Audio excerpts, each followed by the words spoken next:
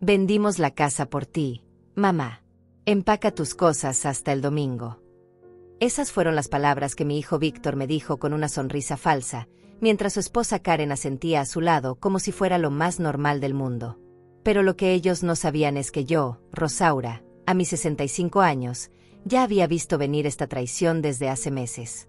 Cuando Eduardo murió hace 2 años, no solo perdí al amor de mi vida, también desperté a una realidad brutal, que mis propios hijos podían convertirse en lobos hambrientos esperando el momento perfecto para devorar lo que quedaba de mi patrimonio.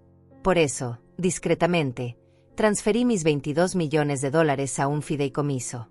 No fue paranoia, fue supervivencia. Esa mañana de abril, cuando llegaron a mi casa sin avisar, yo estaba regando las rosas del jardín que Eduardo plantó para nuestro 20º aniversario. El sol apenas comenzaba a calentar la tierra húmeda y el aroma a jazmín flotaba en el aire.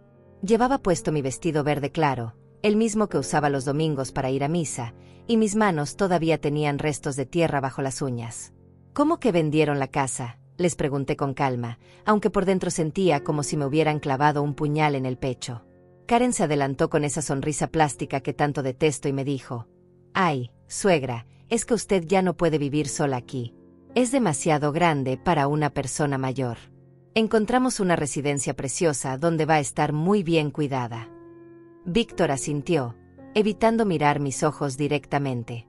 Mi propio hijo, que mamó de mi pecho, que lloró en mis brazos cuando se raspaba las rodillas, ahora me hablaba como si fuera una carga, como si fuera un estorbo en su vida.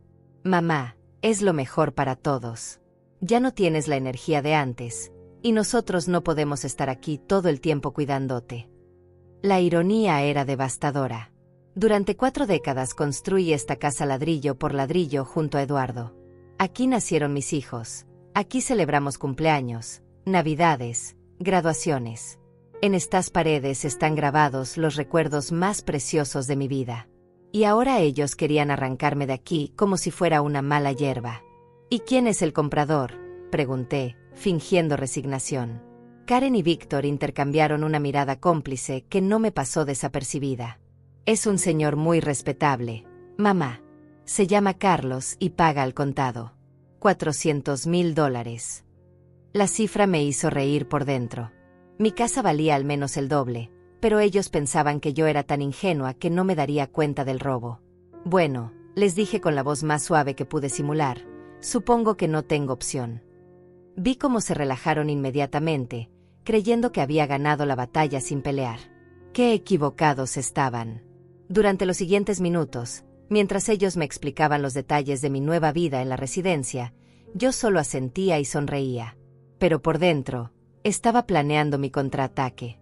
Esa tarde, después de que se fueran, llamé a Jorge, mi abogado de confianza. «Jorge, creo que es hora de activar nuestro plan», le dije sin preámbulos. Él entendió inmediatamente. Habíamos preparado todo hace meses, cuando las intenciones de Víctor comenzaron a ser evidentes. El fideicomiso no solo protegía mis $22 millones, también incluía la casa y todas mis propiedades. Era completamente legal e irrevocable. «Señora Rosaura, ¿está segura de que quiere proceder?», me preguntó Jorge. «Esto va a ser un shock muy grande para su familia».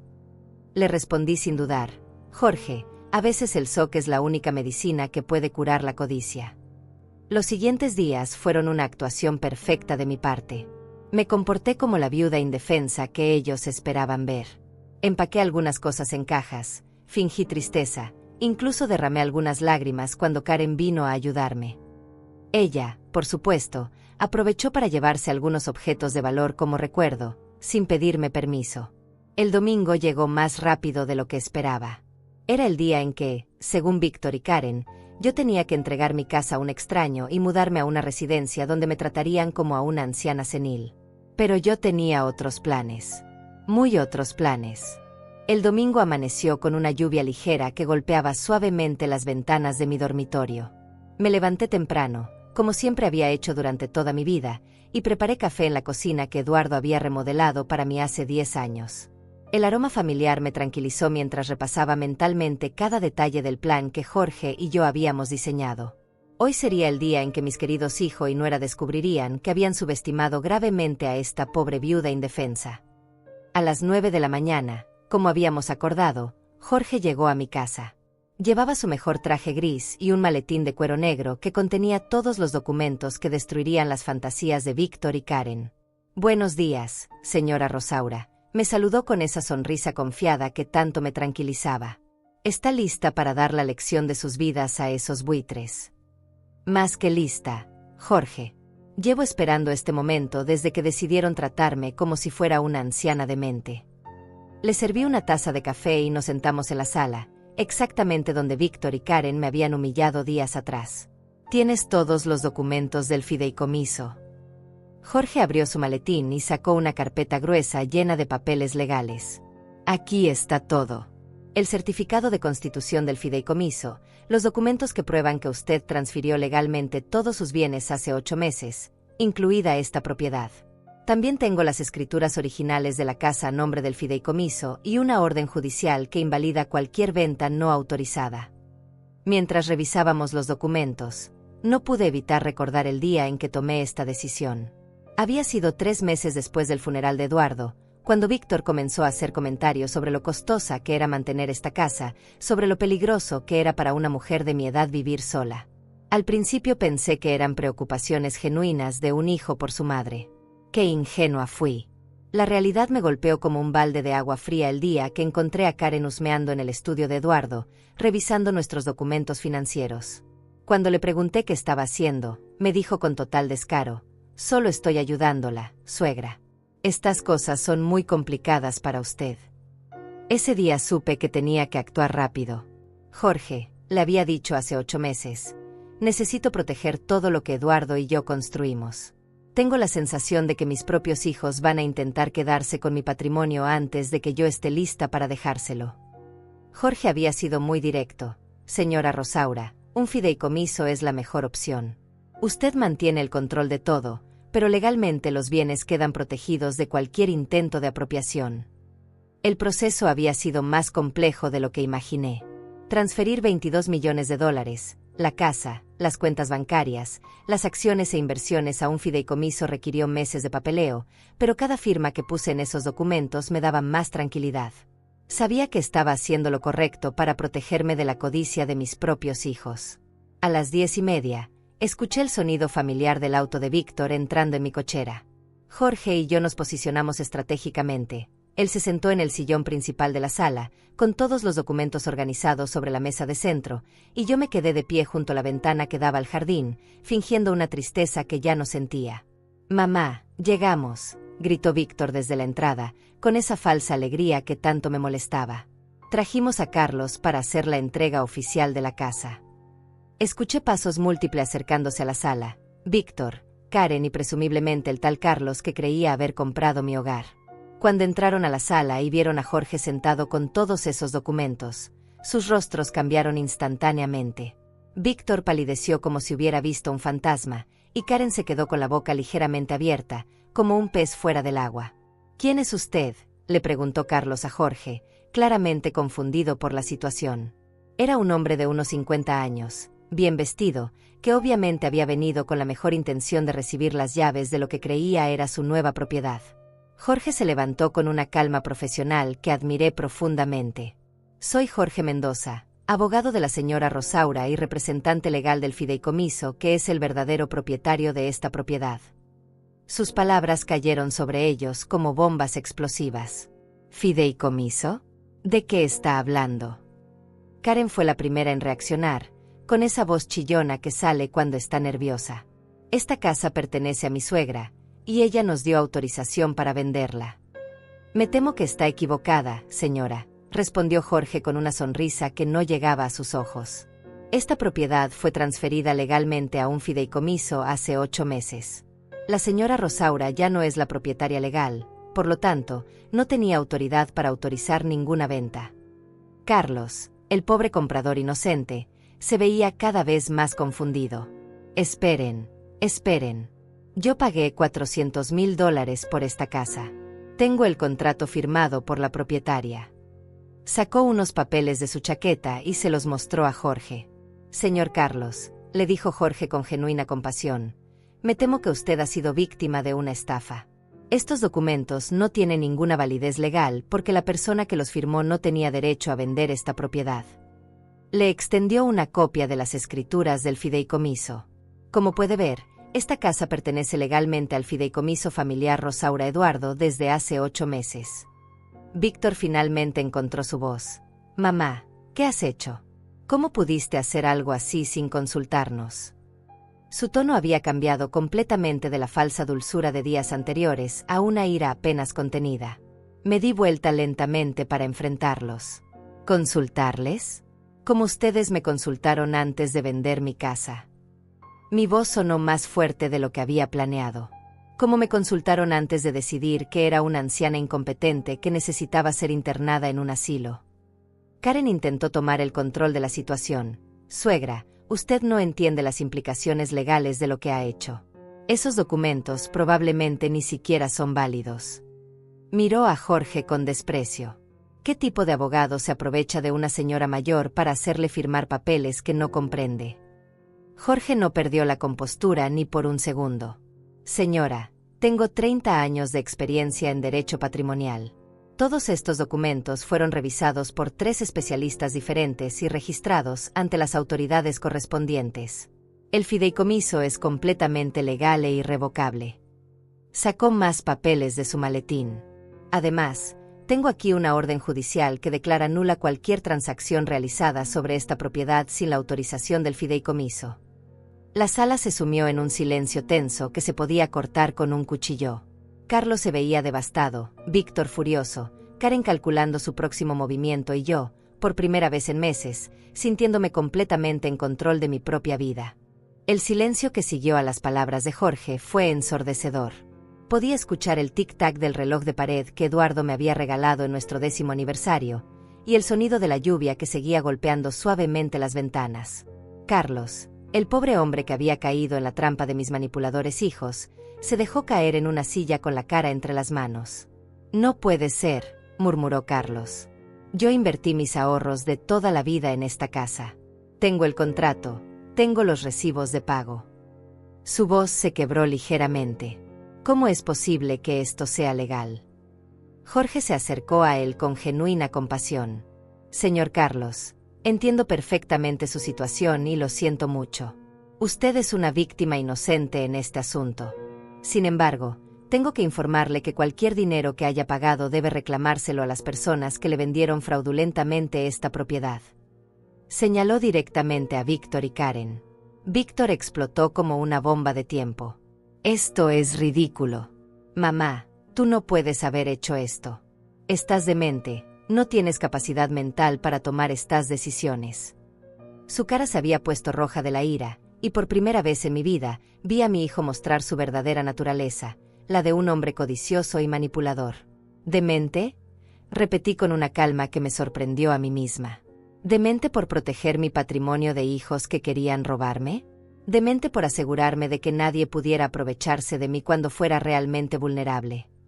Karen intentó cambiar de estrategia, acercándose a mí con esa falsa dulzura que tanto aborrecía. Suegrita, usted no entiende. Nosotros solo queríamos ayudarla. Una casa tan grande es demasiada responsabilidad para una persona de su edad. En la residencia iba a estar mucho mejor cuidada. Cuidada. La palabra salió de mi boca como veneno. ¿Cómo cuidan a los muebles viejos que guardan en el sótano? ¿Cómo cuidan a las cosas que ya no sirven? Me acerqué a ella hasta quedar frente a frente. Karen, durante 20 años te he visto crecer como parte de esta familia. Te acogí como a una hija cuando te casaste con Víctor. Te apoyé cuando perdiste tu trabajo, te presté dinero cuando tuvieron problemas financieros, cuidé a mis nietos cuando ustedes necesitaban salir. Y esta es la forma en que me pagas, tratando de robarme mi casa y enviarme a morir a un asilo. Jorge intervino en el momento perfecto. Señores, permítame explicarles la situación legal con claridad total. Abrió otra carpeta y comenzó a sacar documentos uno por uno. La señora Rosaura transfirió voluntariamente, con plena capacidad mental certificada por 2 médicos independientes, todos sus bienes a un fideicomiso familiar hace 8 meses. Esto incluye esta propiedad, sus cuentas bancarias, sus inversiones y acciones por un valor total de $22 millones. La cifra hizo que Carlos levantara la cabeza bruscamente. 22 millones. Su voz sonaba incrédula. Y ustedes me vendieron una casa que pertenece a un patrimonio de 22 millones de dólares por 400,000. Víctor y Karen se miraron con pánico evidente.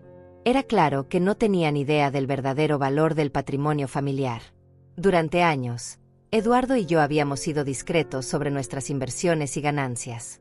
Ellos pensaban que éramos una pareja de clase media con algunos ahorros, no los millonarios que realmente éramos. Ese dinero es nuestro por derecho, gritó Víctor perdiendo completamente la compostura. Somos sus hijos. Tenemos derecho a esa herencia. Herencia, repetí la palabra como si tuviera mal sabor. Víctor, para recibir una herencia, primero tiene que morirse el que la deja. Yo estoy muy viva, muy lúcida y muy capacitada para decidir qué hacer con mi dinero. Jorge continuó implacable. Además, debo informarles que lo que han hecho constituye un delito de estafa agravada. Vendieron una propiedad que no les pertenecía, falsificaron documentos y obtuvieron dinero de manera fraudulenta. Miró directamente a Carlos. Señor, usted tiene todo el derecho de presentar una denuncia penal contra estas personas. Carlos se levantó lentamente, y pude ver en sus ojos que la realidad de lo que había pasado finalmente estaba llegando a él. Ustedes me robaron. Me robaron los ahorros de toda mi vida. Su voz se volvió más firme con cada palabra. Mi esposa y yo vendimos nuestro apartamento para comprar esta casa. Íbamos a mudarnos aquí para estar cerca de nuestros nietos. Karen intentó desesperadamente salvarse. Señor Carlos, esto es un malentendido. Nosotros podemos devolverle su dinero. Solo necesitamos un poco de tiempo para...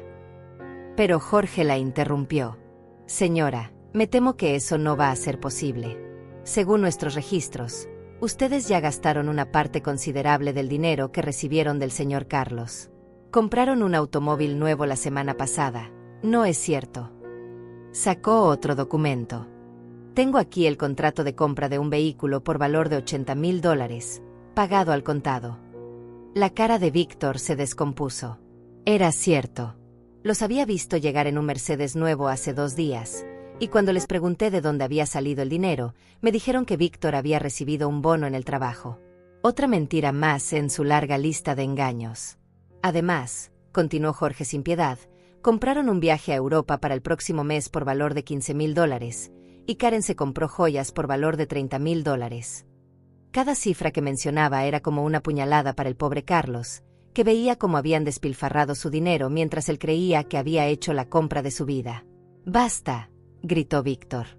No vamos a quedarnos aquí escuchando estas acusaciones. Mamá, espero que estés contenta. Has destruido a tu propia familia por dinero. Sus palabras me dolieron más de lo que esperaba, pero no iba a permitir que me manipulara emocionalmente. Víctor, yo no destruí nada. Ustedes destruyeron nuestra relación el día que decidieron que era un estorbo en sus vidas. El día que decidieron que tenían más derecho a mi patrimonio que yo misma. Karen se dirigió hacia la puerta, arrastrando a Víctor del brazo. Vámonos de aquí. Esto no va a quedarse así. Vamos a pelear esto en los tribunales. Vamos a demostrar que esta mujer no está en sus cabales. Jorge se levantó y les entregó una última carpeta. Antes de que se vayan, aquí tienen una copia de la demanda que el señor Carlos va a presentar contra ustedes por estafa agravada. También hay una orden de restricción que les prohíbe acercarse a esta propiedad o contactar a la señora Rosaura sin autorización judicial. Víctor agarró los papeles con manos temblorosas. Esto no ha terminado, mamá. Vamos a pelear hasta el final. Espero que lo hagan, le respondí con una firmeza que no sabía que tenía. Porque cuando terminen de pelear, van a darse cuenta de que subestimaron gravemente a su madre. Los vi salir de mi casa como 2 delincuentes derrotados, dejando atrás al pobre Carlos que todavía no podía creer lo que había pasado. Jorge se acercó a él y le ofreció ayuda legal gratuita para recuperar su dinero, pero yo sabía que el daño ya estaba hecho. 2 familias habían sido destruidas por la codicia de mis propios hijos. Cuando finalmente se fueron todos y Jorge y yo nos quedamos solos, me senté en mi silla favorita y por primera vez en meses, me sentí realmente en paz. Había ganado la primera batalla, pero sabía que la guerra apenas estaba comenzando. Después de que se fueron, La casa quedó sumida en un silencio extraño. Era como si las paredes mismas hubieran sido testigos de una batalla épica y ahora necesitaran tiempo para procesar lo que había ocurrido. Jorge se quedó conmigo durante una hora más, asegurándose de que todos los documentos estuvieran en orden y explicándome los próximos pasos legales que inevitablemente vendrían. Señora Rosaura, me dijo mientras guardaba sus papeles, prepárese porque esto apenas está comenzando. Víctor y Karen van a intentar impugnar el fideicomiso alegando que usted no tenía capacidad mental cuando lo firmó. Van a buscar médicos que testifiquen en su contra, van a contratar abogados caros, van a hacer todo lo posible para revertir esta situación. Sus palabras no me sorprendieron. Conocía a mi hijo mejor que nadie, y sabía que su orgullo herido y su codicia lo llevarían a extremos que jamás hubiera imaginado antes de esta situación. Jorge, ¿crees que tienen alguna posibilidad de ganar? Francamente, no. Tenemos evaluaciones médicas de 2 psiquiatras independientes que certificaron su plena capacidad mental el día que firmó el fideicomiso. Tenemos grabaciones de audio de todas nuestras reuniones donde usted explica claramente sus motivaciones.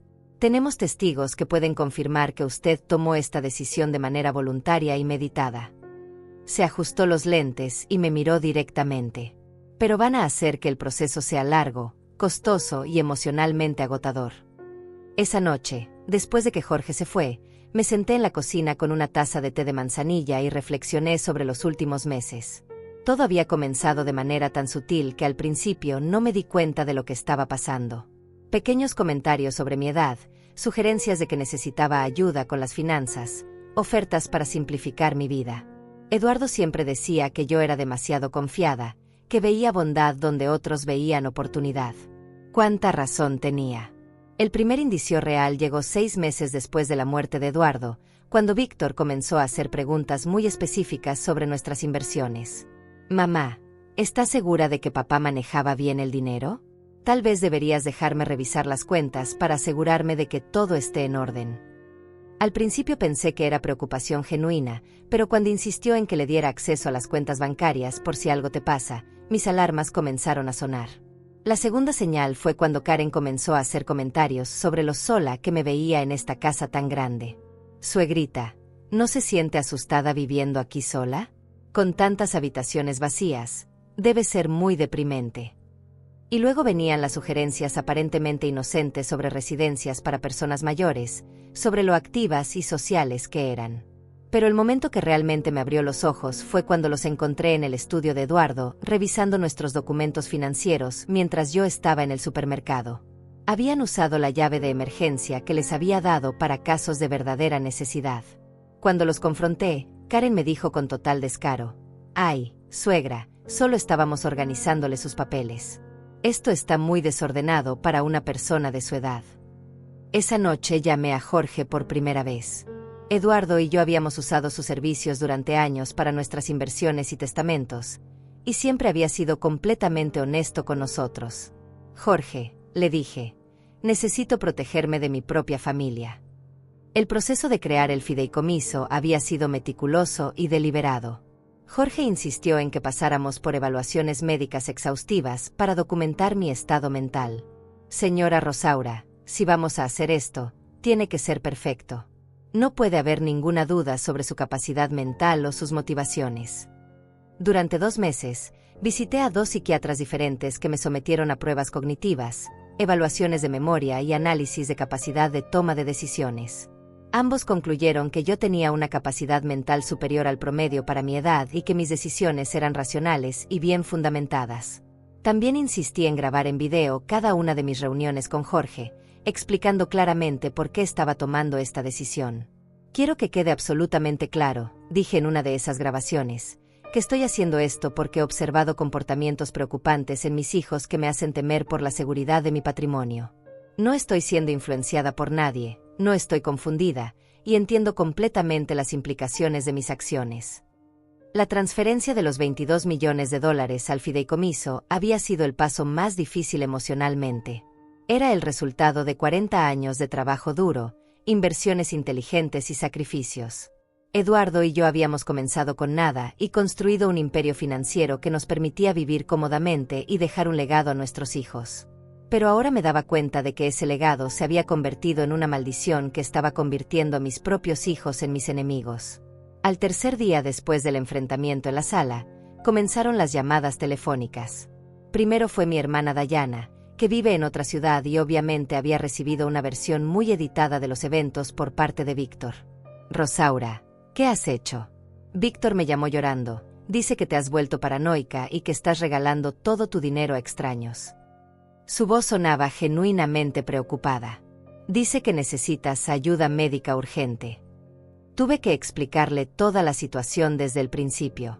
Dayana conocía a Víctor desde que era niño, y aunque al principio se mostró escéptica, cuando le conté todos los detalles, su tono cambió completamente. Ay, hermana, no puedo creer que mi propio sobrino haya intentado hacer eso.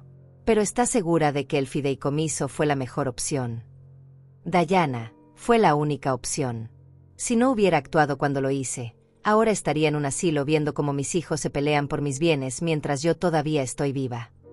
Después vinieron las llamadas de otros familiares, cada uno con una versión diferente de la historia que Víctor y Karen estaban esparciendo. Según ellos, yo había perdido la cabeza, había sido manipulada por un abogado sin escrúpulos, había regalado toda mi fortuna y ahora estaba sola y vulnerable en una casa que ya no me pertenecía. La más dolorosa fue la llamada de mi nieta Daniela, la hija de Víctor. Tiene apenas 17 años y obviamente había sido expuesta a la versión manipulada de sus padres. Abuela, papá dice que ya no puedes cuidarte sola y que un abogado malo te quitó todo tu dinero. Es verdad. Tuve que morder mi lengua para no contarle toda la verdad sobre lo que sus padres habían intentado hacerme. Daniela, mi amor, tu abuela está perfectamente bien y tiene control total de su dinero. Lo que pasa es que tus padres esperaban que yo les diera todo sin preguntarles, y cuando descubrieron que no iba a ser tan fácil, se molestaron. Pero abuela, ellos solo se preocupan por ti. Mamá dice que es peligroso que vivas sola en esa casa tan grande. Era desgarrador escuchar a mi propia nieta repetir las mentiras que sus padres le habían enseñado. Daniela, cuando tengas mi edad, vas a entender que la gente que realmente te ama no trata de controlarte o quitarte lo que es tuyo. Te ama tal como eres, donde estés. Esa llamada me dolió más que toda la traición de Víctor y Karen juntos. Me di cuenta de que no solo había perdido a mi hijo, también estaba perdiendo a mis nietos, que estaban siendo envenenados contra mí con mentiras y manipulaciones. Jorge tenía razón, esto apenas estaba comenzando. Pero por primera vez en mucho tiempo, me sentía preparada para la batalla que se avecinaba. Una semana después del enfrentamiento, recibí una citación judicial que me heló la sangre. Víctor y Karen habían cumplido su amenaza. Estaban demandando para anular el fideicomiso alegando que yo sufría de demencia senil y que Jorge me había manipulado para transferir mis bienes. La demanda incluía una petición para que un juez me declarara incapacitada mentalmente y nombrara a Víctor como mi tutor legal. Jorge, le dije por teléfono con la voz temblorosa, ¿pueden realmente hacer esto?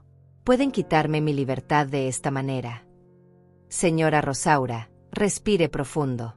Esto es exactamente lo que esperábamos que hicieran. Tenemos todas las pruebas necesarias para demostrar que usted está en pleno uso de sus facultades mentales. Su voz sonaba tranquila y profesional.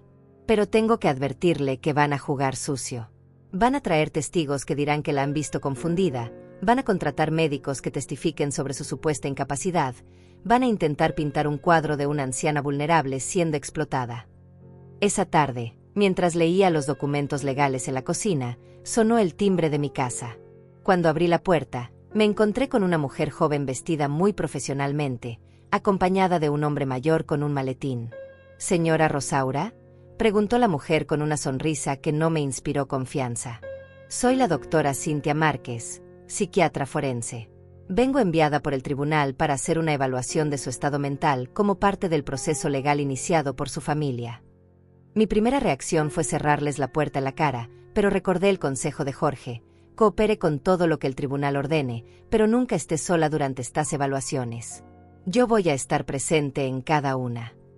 Doctora, necesito llamar a mi abogado antes de proceder con cualquier evaluación. Mantuve la puerta entreabierta mientras marcaba el número de Jorge. La doctora Márquez pareció molesta. Señora, esta es una orden judicial. No puede negarse a cooperar. No me estoy negando, doctora. Solo estoy ejerciendo mi derecho a tener representación legal presente durante cualquier procedimiento que pueda afectar mis intereses. Jorge llegó en menos de 20 minutos, y durante las siguientes 3 horas, fui sometida a una batería de preguntas y pruebas que claramente estaban diseñadas para hacerme parecer confundida o incompetente. Señora Rosaura, me preguntó la doctora Márquez, ¿puede explicarme por qué decidió transferir todo su patrimonio a un fideicomiso? ¿No le parece una decisión extrema para alguien de su edad? Jorge intervino inmediatamente. Doctora, esa pregunta asume que la edad de mi clienta la hace incapaz de tomar decisiones financieras complejas, lo cual es discriminatorio y no tiene base médica. La evaluación continuó durante horas, con preguntas sobre mi rutina diaria, mis relaciones familiares, mi capacidad para manejar mis finanzas y mi comprensión de las consecuencias de mis decisiones.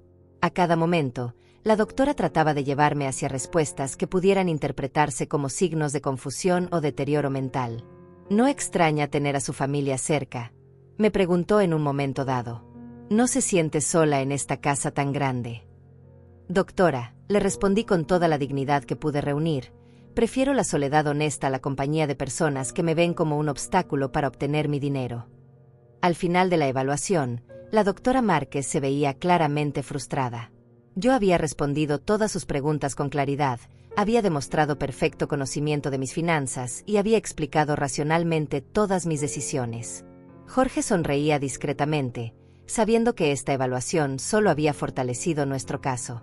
2 días después, recibí una llamada inesperada de Carlos, el hombre que había sido estafado por Víctor y Karen. Señora Rosaura, espero que no le moleste que la llame, pero necesito hablar con usted. Por supuesto, Carlos. ¿Cómo está manejando esta situación tan terrible? Su voz sonaba cansada y amargada. Señora, he perdido todo.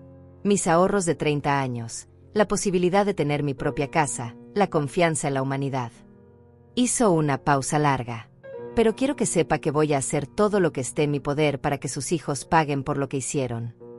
Carlos, lo siento muchísimo. Ustedes no merecían ser víctimas de la codicia de mi familia. Señora Rosaura, tengo información que puede ayudarla en el juicio. He estado investigando las finanzas de Víctor y Karen desde que me estafaron, y he descubierto cosas muy interesantes. Su voz adquirió un tono más firme. ¿Sabía usted que su hijo tiene deudas de juego por más de $200,000? La información me cayó como un balde de agua fría. ¿Deudas de juego? Sí, señora. Víctor es adicto a los casinos online y debe dinero a prestamistas muy peligrosos. Karen tampoco es la mujer correcta que aparenta ser.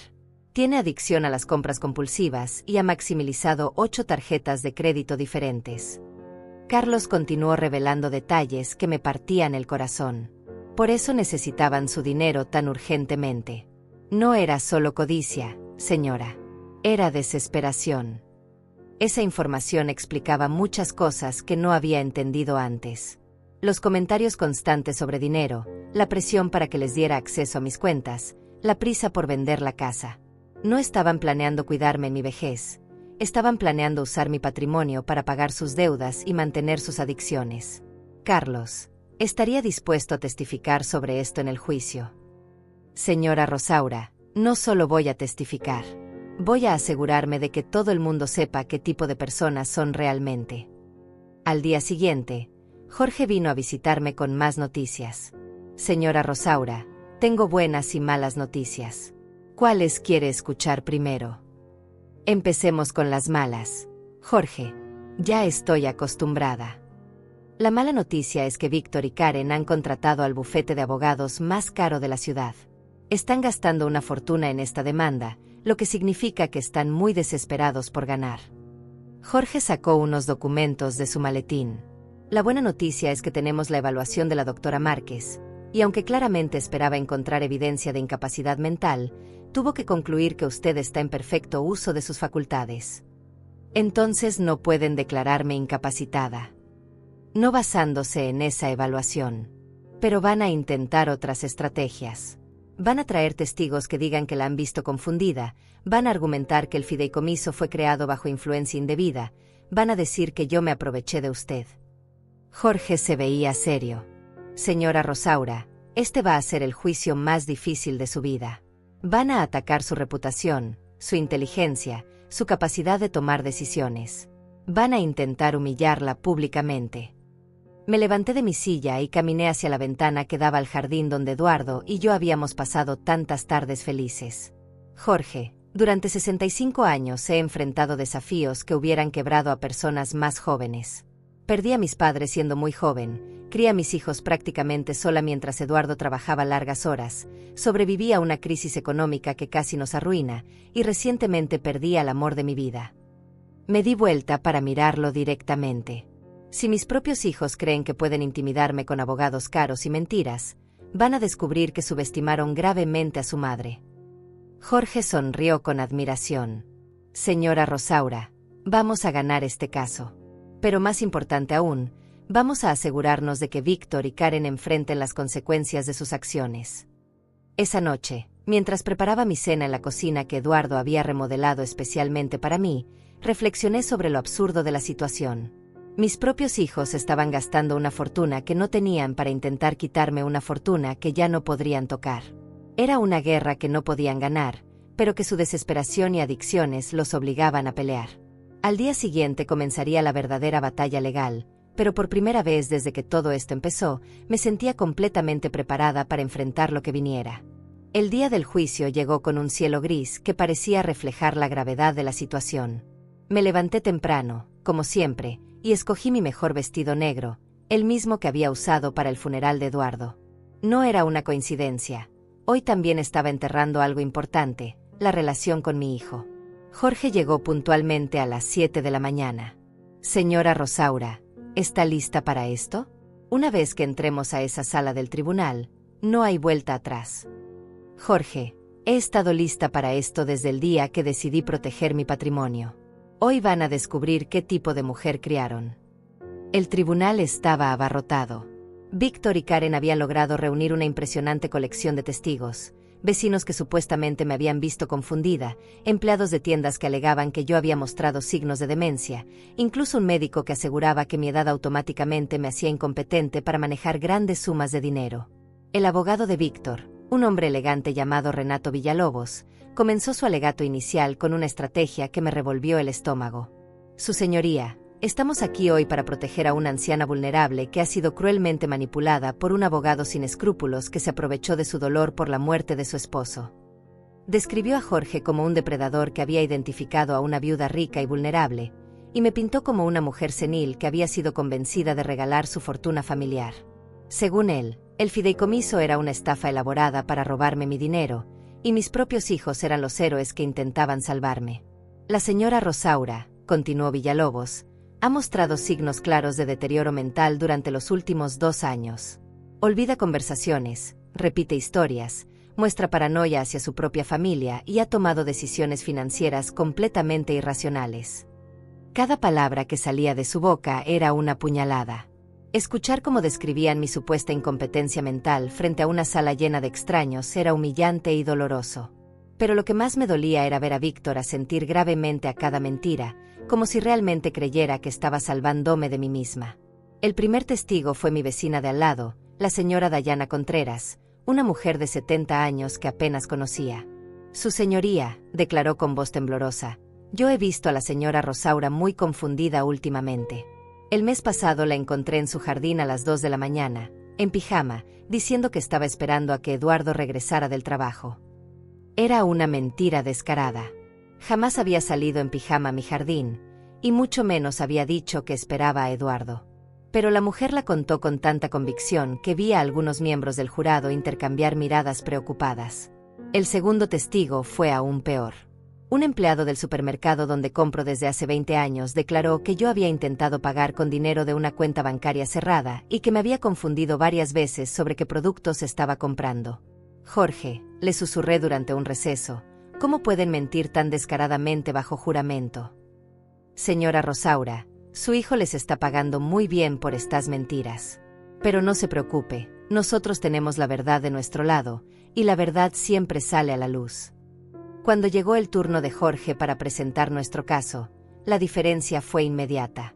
Su primer testigo fue la doctora Cintia Márquez, la misma psiquiatra que Víctor había contratado para evaluarme. Doctora Márquez, le preguntó Jorge. Después de su evaluación exhaustiva de la señora Rosaura, ¿cuál fue su conclusión sobre su estado mental? La doctora se veía incómoda. Bueno, debo admitir que la señora Rosaura demostró capacidades cognitivas superiores al promedio para su edad. Sus respuestas fueron coherentes, su memoria está intacta, y mostró un entendimiento completo de sus decisiones financieras. ¿Encontró usted alguna evidencia de demencia, deterioro mental o incapacidad para tomar decisiones? No, señor. No encontré evidencia de ninguna de esas condiciones. El segundo testigo de Jorge fue devastador para el caso de Víctor. Carlos subió al estrado con una pila de documentos que detallaban las deudas de juego de mi hijo y los gastos compulsivos de Karen. Señor Carlos, le preguntó Jorge, ¿puede describir las circunstancias en las que conoció a Víctor y Karen? Ellos me vendieron fraudulentamente una casa que no les pertenecía, su señoría. Me robaron $400,000 de mis ahorros de toda la vida. Su voz se quebró ligeramente. Pero durante mi investigación para recuperar mi dinero, descubrí por qué necesitaban ese dinero tan urgentemente. Carlos procedió a detallar las deudas masivas de Víctor en casinos online, las compras compulsivas de Karen, y el hecho de que habían gastado más de $100,000 del dinero robado en menos de una semana. Su señoría, continuó Carlos, estos no son hijos preocupados intentando proteger a su madre. Son estafadores desesperados que necesitaban acceso a la fortuna de la señora Rosaura para pagar sus deudas y mantener sus adicciones. Vi cómo la cara de Víctor se ponía cada vez más pálida mientras Carlos revelaba detalles íntimos de sus problemas financieros. Karen lloraba silenciosamente, sabiendo que su imagen de esposa respetable acababa de ser destruida públicamente. El tercer testigo de Jorge fue aún más impactante. Era Juan Rodríguez, un investigador privado que había estado siguiendo a Víctor y Karen durante las últimas semanas. Señor Rodríguez, preguntó Jorge, ¿puede contarnos qué descubrió durante su investigación? Su señoría, documenté múltiples visitas de Víctor a casinos ilegales, reuniones con prestamistas conocidos por sus métodos violentos de cobro, y gastos extravagantes que claramente estaban financiados con el dinero robado al señor Carlos. Juan mostró fotografías y documentos que pintaban un cuadro devastador de la verdadera naturaleza de mis hijos. Además, continuó Juan, intercepté conversaciones telefónicas donde Víctor y Karen discutían planes para obtener acceso completo a las cuentas bancarias de la señora Rosaura una vez que la hubieran internado en una residencia. El fiscal mostró grabaciones de audio donde se escuchaba claramente la voz de Víctor diciendo, una vez que la vieja esté en el asilo, vamos a tener acceso a todo. 25 millones van a ser más que suficientes para pagar nuestras deudas y vivir como reyes.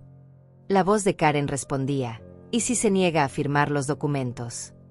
Karen, a los 70 años, en un asilo, con medicamentos para la depresión, nadie va a cuestionar si está mentalmente capaz de tomar decisiones. Solo necesitamos que un médico certifique que necesita ayuda, y nosotros seremos sus tutores legales. El silencio en la sala del tribunal era ensordecedor. El jurado había escuchado con sus propios oídos cómo mis hijos planeaban drogarme en un asilo para robar mi fortuna. Víctor tenía la cabeza entre las manos, sabiendo que acababa de ser expuesto como el estafador que realmente era. Pero Jorge no había terminado. Su último testigo fue el más poderoso de todos, yo misma. Señora Rosaura, me preguntó cuando subí al estrado, ¿puede explicar al tribunal por qué decidió crear el fideicomiso? Respiré profundo y miré directamente al jurado. Señores, creé el fideicomiso porque descubrí que mis propios hijos me veían como un obstáculo para obtener mi dinero, no como una madre que merecía respeto y cuidado en sus últimos años. Durante los siguientes 30 minutos, conté mi historia con una claridad y emoción que silenciaron completamente la sala. Describí cómo había descubierto los verdaderos planes de Víctor y Karen, cómo había documentado cada paso de mi decisión, y por qué había elegido proteger mi patrimonio en lugar de convertirme en víctima de sus manipulaciones. Su señoría, concluí, no soy una anciana confundida siendo manipulada por un abogado. Soy una mujer inteligente que tomó una decisión difícil pero necesaria para protegerse de hijos que habían perdido todo respeto por su madre. Cuando bajé del estrado, pude ver en los ojos del jurado que habían entendido completamente la situación. No era yo la víctima que necesitaba protección, eran ellos los depredadores de los que había necesitado protegerme. Después de mi testimonio, el abogado de Víctor, Renato Villalobos, intentó desesperadamente contraatacar. Su estrategia cambió completamente cuando se dio cuenta de que el caso original se había desmoronado. Ya no podía argumentar que yo era una anciana incompetente, así que decidió atacar mis motivaciones y mi carácter como madre. Señora Rosaura, me dijo durante el contrainterrogatorio con una sonrisa falsa que no engañó a nadie, ¿no le parece cruel castigar a sus propios hijos por errores financieros que podrían corregir con tiempo y ayuda? Su pregunta me indignó profundamente. Señor Villalobos, robar $400,000 a un hombre inocente no es un error financiero. Planear drogarme en un asilo para acceder a mi dinero no es algo que se pueda corregir con tiempo y ayuda. Son crímenes. Pero señora, ¿no cree que como madre tiene la obligación de perdonar y ayudar a sus hijos en momentos difíciles? Jorge se levantó inmediatamente. Objeción, su señoría. El abogado está pidiendo a la testigo que justifique decisiones legales basándose en expectativas emocionales que no tienen relevancia legal. El juez aceptó la objeción, pero Villalobos continuó intentando pintarme como una madre sin corazón que había abandonado a sus hijos en su momento de mayor necesidad. Señora Rosaura, ¿no le importa que sus nietos crezcan sabiendo que su abuela prefirió proteger su dinero antes que ayudar a su familia? Esa pregunta me dolió más de lo que él podía imaginar, pero no iba a permitir que me manipulara emocionalmente en un tribunal. Señor Villalobos, quiero que mis nietos crezcan sabiendo que su abuela tuvo la dignidad de defenderse cuando sus propios hijos intentaron robarle. Quiero que aprendan que el dinero nunca debe ser más importante que el respeto y el amor genuino. Durante el receso del almuerzo, me senté en el pasillo del tribunal reflexionando sobre lo surreal de toda la situación. Hace un año, si alguien me hubiera dicho que estaría en un juicio peleando contra mi propio hijo, jamás lo habría creído. Eduardo siempre decía que Víctor tenía un buen corazón, pero era débil de carácter. Nunca imaginamos que esa debilidad lo llevaría a convertirse en un criminal. Jorge se acercó con una expresión preocupada. Señora Rosaura, tengo que informarles sobre algo que acaba de suceder. Víctor y Karen han presentado una demanda adicional alegando que usted ha estado difamándolos públicamente y que esto ha afectado la reputación profesional de Víctor. ¿Difamándolos? Por decir la verdad sobre lo que me hicieron. Es una táctica desesperada, pero tenemos que estar preparados. También han contratado a un experto en manipulación psicológica que va a testificar que usted muestra signos de paranoia y tendencias vengativas propias de ciertos tipos de demencia. La tarde del primer día del juicio se dedicó a estos expertos pagados por Víctor. Un psicólogo forense llamado Dr. Juan Herrera presentó una teoría elaborada sobre cómo las viudas mayores pueden desarrollar paranoia y comportamientos irracionales después de la muerte de sus esposos. Su señoría, declaró el doctor Herrera con una autoridad que me dio náuseas, es común que las mujeres de la edad de la señora Rosaura desarrollen lo que llamamos paranoia de persecución familiar, después de eventos traumáticos como la muerte del cónyuge. Esto las lleva a ver amenazas donde no las hay y a tomar decisiones drásticas para protegerse de peligros imaginarios. Jorge lo destrozó durante el contrainterrogatorio. Doctor Herrera, ¿evaluó usted personalmente a la señora Rosaura? No, pero basándome en los reportes. Doctor, ¿está usted testificando sobre el estado mental de una persona que nunca ha examinado? Bueno, estoy dando una opinión profesional basada en reportes proporcionados y pagados por la parte demandante. El doctor Herrera se veía cada vez más incómodo. Sí, pero...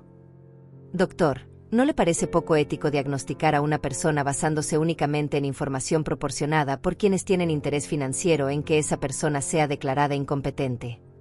La credibilidad del experto quedó completamente destruida.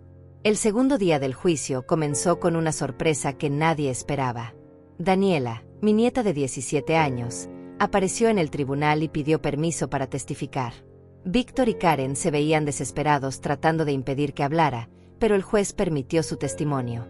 Su señoría, dijo Daniela con una madurez que me llenó de orgullo, quiero que el tribunal sepa la verdad sobre lo que he visto en mi casa durante los últimos meses. Con lágrimas en los ojos, mi nieta describió cómo había escuchado a sus padres planeando todo el esquema contra mí. Papá y mamá pensaban que yo no entendía lo que estaba pasando, pero escuché todas sus conversaciones. Hablaban sobre cómo iban a convencer a la abuela de que estaba loca, cómo iban a usar su dinero para pagar las deudas de papá, y cómo iban a vender la casa sin que ella supiera. Víctor se levantó desesperado. Daniela, no sabes lo que estás diciendo. El juez le ordenó sentarse inmediatamente. Daniela continuó. También escuché cuando mamá le dijo a papá que iban a darle medicamentos a la abuela en el asilo para que estuviera más tranquila y no hiciera preguntas sobre el dinero. El testimonio de mi nieta fue devastador para el caso de Víctor. Aquí estaba su propia hija, exponiendo ante un tribunal las conversaciones privadas que había escuchado en su casa. Era la confirmación directa de que todo lo que yo había alegado era verdad.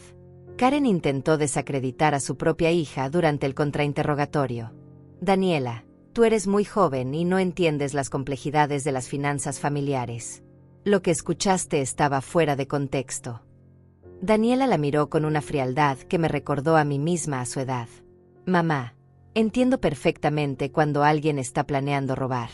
Y eso es exactamente lo que ustedes estaban planeando hacer con la abuela. Después del testimonio de Daniela, Jorge presentó su evidencia final, grabaciones completas de todas mis conversaciones con él durante la creación del fideicomiso. Las grabaciones mostraban claramente que yo había iniciado todo el proceso, que había hecho preguntas inteligentes sobre las implicaciones legales, y que había tomado decisiones racionales basadas en evidencia concreta del comportamiento de mis hijos. Su señoría, dijo Jorge en su alegato final, este caso no es sobre una anciana confundida siendo manipulada. Es sobre una mujer inteligente que reconoció una amenaza real a su bienestar y tomó medidas legales y apropiadas para protegerse. Jorge mostró al jurado una línea de tiempo detallada de eventos, las visitas no autorizadas de Víctor y Karen a mi casa, sus intentos de obtener acceso a mis cuentas bancarias, la venta fraudulenta de mi propiedad y sus planes grabados para internarme contra mi voluntad. Señores del jurado, continuó Jorge, la señora Rosaura no creó un fideicomiso por paranoia o confusión. Lo creó porque sus propios hijos le demostraron que no podía confiar en ellos.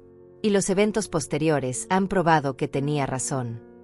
El abogado de Víctor hizo un último intento desesperado en su alegato final, apelando a las emociones tradicionales sobre el respeto familiar y las obligaciones de los padres hacia los hijos. Pero después de toda la evidencia presentada, sus palabras sonaban huecas y manipuladoras.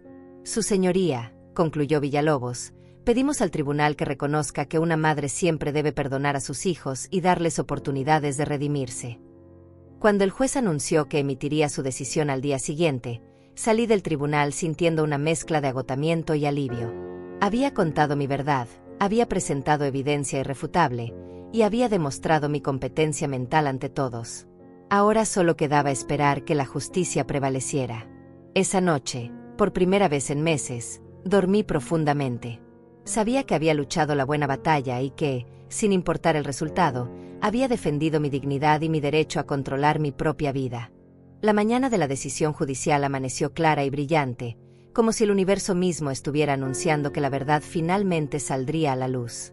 Me levanté antes del amanecer, incapaz de dormir por la ansiedad, y preparé café mientras repasaba mentalmente todo lo que había vivido en los últimos meses. Jorge llegó temprano, como siempre, pero esta vez traía consigo una expresión que no había visto antes, una mezcla de confianza y nerviosismo. Señora Rosaura, pase lo que pase hoy, quiero que sepa que ha peleado esta batalla con una dignidad extraordinaria. Ha demostrado una fortaleza que muchas personas la mitad de su edad no poseen. Llegamos al tribunal una hora antes de la audiencia. El edificio ya estaba lleno de periodistas que habían seguido el caso, vecinos curiosos, y por supuesto, Víctor y Karen con su ejército de abogados caros. Me sorprendió ver a Daniela sentada en el lado opuesto de la sala, claramente separada de sus padres. Cuando nuestras miradas se cruzaron, me sonrió con una tristeza que me partió el corazón. El juez entró puntualmente a las 10 de la mañana. Era un hombre mayor, de unos 60 años, con una expresión seria que no revelaba nada sobre su decisión. Buenos días. Estamos aquí para la decisión en el caso Víctor Mendoza versus Rosaura de Mendoza, respecto a la impugnación del fideicomiso familiar. Mi corazón latía tan fuerte que estaba segura de que todos en la sala podían escucharlo. Jorge me tomó la mano discretamente, dándome la fuerza que necesitaba para enfrentar este momento. Después de revisar cuidadosamente toda la evidencia presentada, los testimonios de todos los testigos y las evaluaciones médicas, comenzó el juez, he llegado a las siguientes conclusiones. La sala estaba en completo silencio. Podría haberse escuchado caer un alfiler. Primero, Respecto a la alegación de incapacidad mental de la señora Rosaura, todas las evaluaciones médicas independientes, incluida la ordenada por este tribunal, han concluido categóricamente que la señora está en pleno uso de sus facultades mentales. No existe evidencia médica alguna que respalde las alegaciones de demencia o deterioro cognitivo. Sentí como si un peso enorme se hubiera levantado de mis hombros. El primer y más importante punto había sido resuelto a mi favor. Segundo, respecto a la alegación de influencia indebida por parte del abogado Jorge Mendoza, la evidencia muestra claramente que la señora Rosaura inició el proceso de creación del fideicomiso por su propia voluntad, hizo preguntas inteligentes sobre las implicaciones legales, y tomó decisiones racionales basadas en observaciones concretas del comportamiento de sus hijos. Jorge apretó mi mano con más fuerza. Íbamos ganando. Tercero, y más grave, este tribunal ha encontrado evidencia abrumadora de que los demandantes, Víctor Mendoza y Karen de Mendoza, perpetraron múltiples actos criminales en su intento de obtener acceso al patrimonio de la señora Rosaura. La cara de Víctor se descompuso completamente. Karen comenzó a llorar silenciosamente. La evidencia incluye, pero no se limita a, estafa agravada contra el señor Carlos Rodríguez por la venta fraudulenta de una propiedad que no les pertenecía, conspiración para privar de libertad a la señora Rosaura mediante internación forzosa, y planificación documentada para administrar medicamentos no autorizados con el propósito de incapacitarla mentalmente. El juez hizo una pausa dramática que hizo que todo el tribunal contuviera la respiración. Por lo tanto, este tribunal rechaza completamente la demanda de impugnación del fideicomiso. El fideicomiso es válido, legal, y permanecerá en efecto. Además, este tribunal está ordenando que se remita toda la evidencia criminal presentada en este caso al fiscal del distrito para que se inicien los procesos penales correspondientes contra Víctor Mendoza y Karen de Mendoza. Víctor se levantó desesperado. Su señoría, esto es injusto. Solo estábamos tratando de proteger a nuestra madre. El juez lo miró con una expresión de desdén que helaba la sangre. Señor Mendoza, proteger a su madre no incluye robar a terceros inocentes, planificar su encarcelamiento en un asilo o conspirar para drogarla. Sus acciones han sido las de criminales, no las de hijos preocupados. Pero su señoría, intervino Karen con voz desesperada, nosotros podemos pagar todo lo que debemos. Podemos arreglar esto sin procesos criminales. Señora Mendoza, el daño que ustedes han causado va mucho más allá del dinero.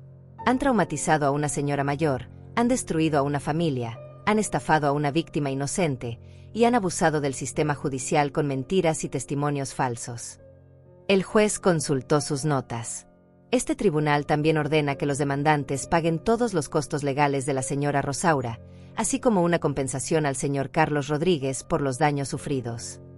Jorge me susurró al oído, señora Rosaura, hemos ganado completamente. No solo mantiene su fideicomiso, sino que Víctor y Karen van a enfrentar cargos criminales. Pero mi victoria se sintió agridulce.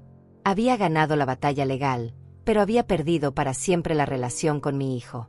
Mientras salíamos del tribunal, Víctor y Karen fueron arrestados inmediatamente por los oficiales que los esperaban afuera. Ver a mi propio hijo esposado y llevado a un auto de policía fue uno de los momentos más dolorosos de mi vida. Daniela se acercó a mí en el estacionamiento, llorando desconsoladamente. Abuela, lo siento muchísimo.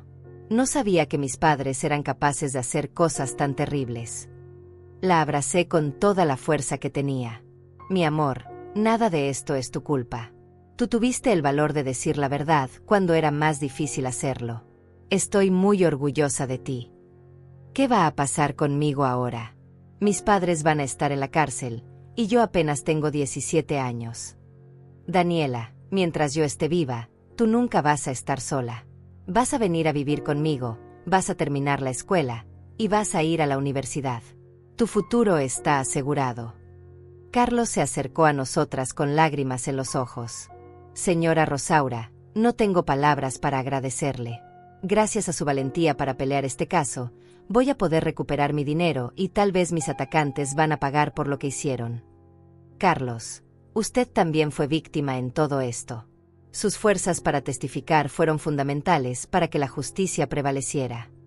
Esa tarde, Jorge y yo nos sentamos en mi sala para hacer un balance de todo lo que había pasado. Señora Rosaura, Este ha sido uno de los casos más extraños de mi carrera. Nunca había visto una situación donde los hijos fueran los depredadores y la madre fuera la que tuviera que protegerse. Jorge, ¿crees que hice lo correcto?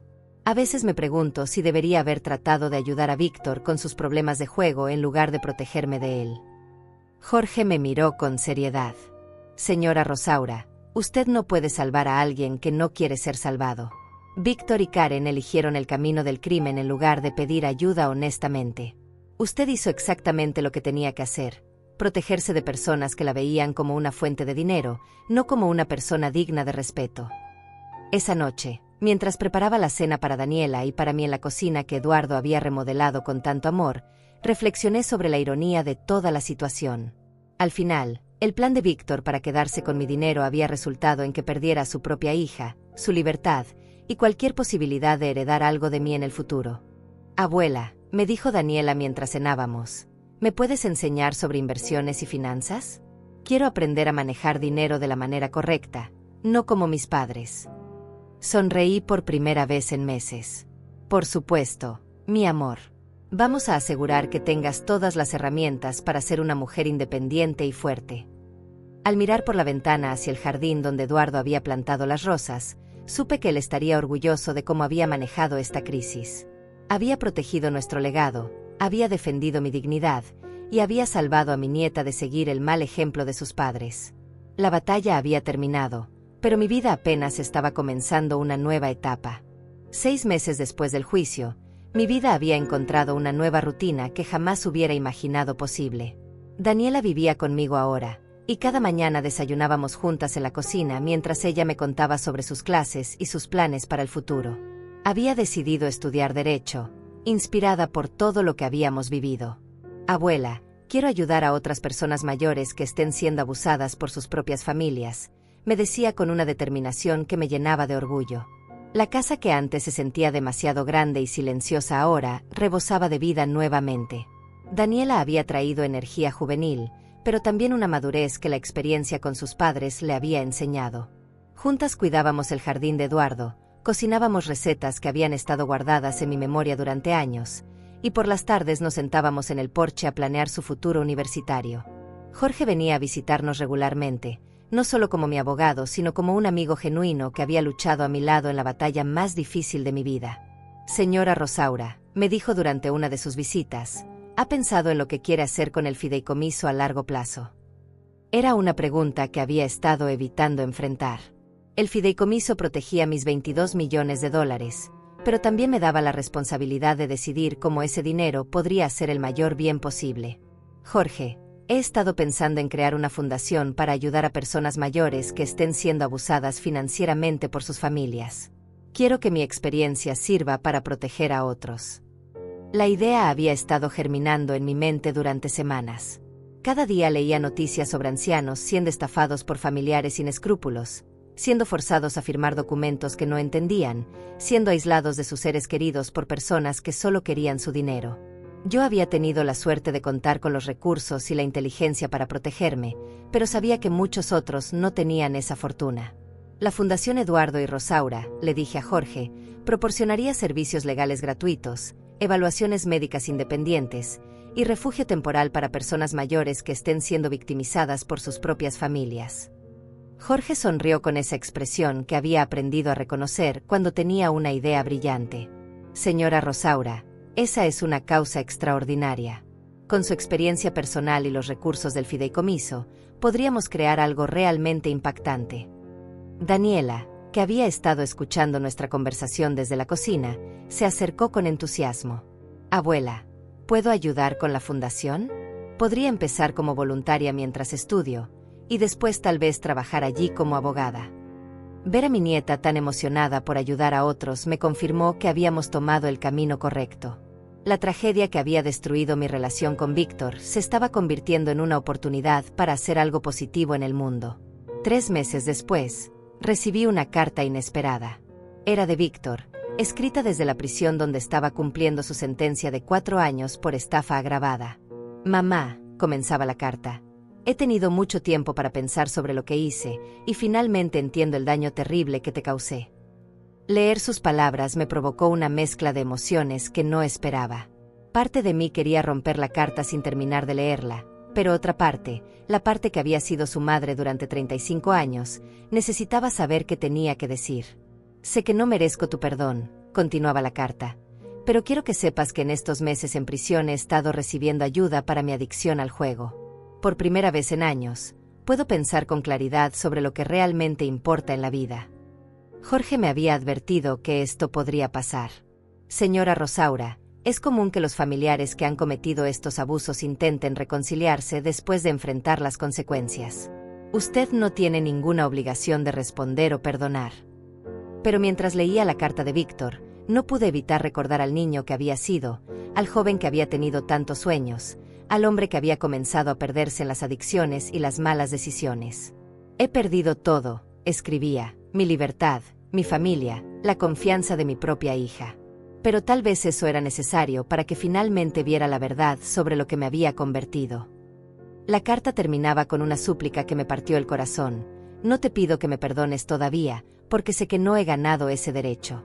Solo te pido que no cierres completamente la puerta a la posibilidad de que algún día pueda demostrar que he cambiado realmente. Esa noche, hablé con Daniela sobre la carta de su padre. Abuela, ¿qué vas a hacer? No lo sé, mi amor. Parte de mí quiere creer que realmente ha cambiado, pero otra parte me recuerda que ya me mintió y me traicionó antes. Daniela, con esa sabiduría que había desarrollado a través del dolor, me dijo algo que me sorprendió. Abuela, tal vez no tienes que decidir ahora mismo. Tal vez puedes esperar y ver si sus acciones en el futuro coinciden con sus palabras. Un año después del juicio, la Fundación Eduardo y Rosaura había ayudado a más de 50 personas mayores a protegerse de abuso financiero familiar. Carlos, que había recuperado su dinero gracias al proceso judicial, se había convertido en uno de nuestros voluntarios más dedicados. Señora Rosaura, me decía frecuentemente, usted convirtió la peor experiencia de mi vida en una oportunidad para ayudar a otros. Daniela había comenzado sus estudios universitarios en Derecho y se había convertido en una joven extraordinaria. Veía en ella la fuerza y la integridad que había faltado en su padre, y sabía que Eduardo estaría increíblemente orgulloso de la mujer en la que se estaba convirtiendo. En cuanto a Víctor, había decidido responder a su carta con una respuesta breve pero honesta. Hijo, me alegra saber que estás recibiendo ayuda. El perdón es un proceso, no un evento. Si realmente has cambiado, tendrás que demostrarlo con años de acciones consistentes, no solo con palabras. La puerta no está cerrada, pero tampoco está abierta. Eso depende de ti. Una tarde, mientras Daniela y yo trabajábamos en el jardín que Eduardo había plantado con tanto amor, ella me preguntó, Abuela, ¿te arrepientes de haber creado el fideicomiso? ¿Te arrepientes de haberte defendido? Miré las rosas que florecían cada primavera, pensé en la fundación que estaba ayudando a tantas personas, consideré el futuro brillante que le esperaba a mi nieta, y reflexioné sobre la dignidad que había preservado al negarme a ser víctima. Daniela, mi amor, defender tu dignidad nunca es un error. Proteger lo que has construido con trabajo honesto nunca es egoísmo. Y enseñar a otros que merecen respeto, sin importar su edad, nunca es algo de lo que arrepentirse. El sol comenzaba a ponerse sobre el jardín, pintando el cielo de colores dorados que me recordaron todas las tardes felices que Eduardo y yo habíamos compartido en este mismo lugar. Había perdido a un hijo, pero había salvado mi dignidad, había protegido mi patrimonio, había ganado a una nieta maravillosa y había encontrado una nueva misión en la vida. A los 67 años, había aprendido que a veces el acto más amoroso que puedes hacer por tu familia es negarte a permitir que te destruyan. Había aprendido que la verdadera fortaleza no viene de ceder ante las demandas de otros, sino de mantenerse firme en tus principios cuando todo el mundo te dice que te rindas. Mientras el viento mecía suavemente las rosas de Eduardo y Daniela me contaba sobre sus sueños para el futuro, supe que había tomado las decisiones correctas. La vida me había presentado una prueba devastadora, y no solo la había superado, había salido más fuerte del otro lado. Esa noche, me dormí en paz, sabiendo que Eduardo estaría orgulloso de la mujer que me había convertido en los años posteriores a su muerte. Había protegido nuestro legado, había criado a nuestra nieta con amor y sabiduría, y había usado nuestra fortuna para hacer el bien en el mundo. Y si Víctor realmente había cambiado, como afirmaba en sus cartas, tal vez algún día tendríamos la oportunidad de reconstruir nuestra relación sobre una base de respeto mutuo. Pero si no, Ya había demostrado que podía vivir una vida plena y significativa sin permitir que nadie me faltara el respeto. Al final, había aprendido la lección más importante de todas, que nunca es demasiado tarde para defenderte, para proteger tu dignidad y para comenzar un nuevo capítulo en tu propia historia.